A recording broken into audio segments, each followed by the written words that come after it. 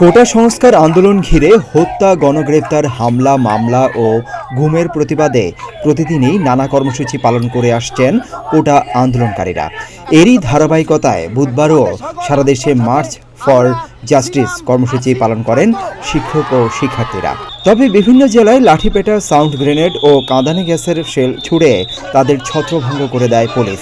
কোথাও কোথাও শিক্ষার্থীদের আটক করা হয়। শিক্ষার্থীদের চলমান এই আন্দোলনের সাথে এরই মধ্যে একাত্মতা প্রকাশ করেছেন বিভিন্ন শ্রেণী পেশার মানুষ। এরই অংশ হিসেবে 4 দিনব্যাপী সারা দেশে সংহতি কর্মসূচি ঘোষণা করেছে অভিভাবক ফোরাম বাংলাদেশ নামে একটি সংগঠন।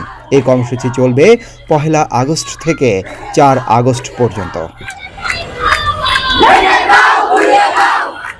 বুধবার সংগঠনটির জাতীয় স্টিয়ারিং কমিটির সমন্বয়ক শাহজাহান সিরাজ আল রাজি স্বাক্ষরিত এক প্রেস বিজ্ঞপ্তিতে বলা হয়, চলমান বৈষম্য বিরোধী কোটা সংস্কার আন্দোলনে আমাদের সন্তানসহ নিরীহ শিক্ষার্থীদের নির্বিচারে গুলি করে হত্যাকারী ও হুকুমদাতাদের বিচার এবং বৈষম্য বিরোধী আন্দোলনে 6 জন সমন্বয়ক সহ আটক সব ছাত্রছাত্রীর নিঃশর্ত মুক্তির দাবিতে অভিভাবক ফোরামটি এই কর্মসূচি পালন করবেন।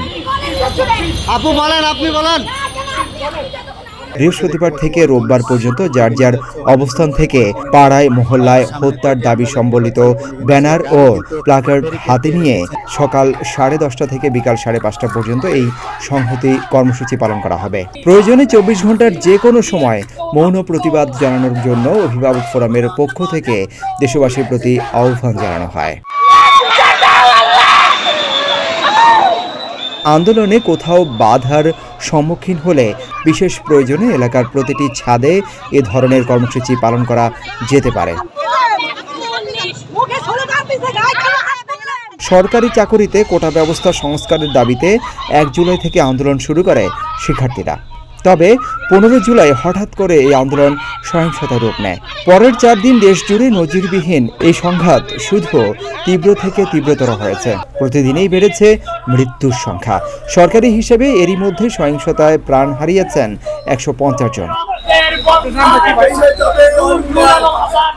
পরে সার্বিক পরিস্থিতি নিয়ন্ত্রণে 19 জুলাই থেকে সারা দেশে কারফিউ জারি করে সরকার, যা এখনও চলমান রয়েছে। তবে ধাপে ধাপে কারফিউ শিথিলের সময়সীমা রয়েছে।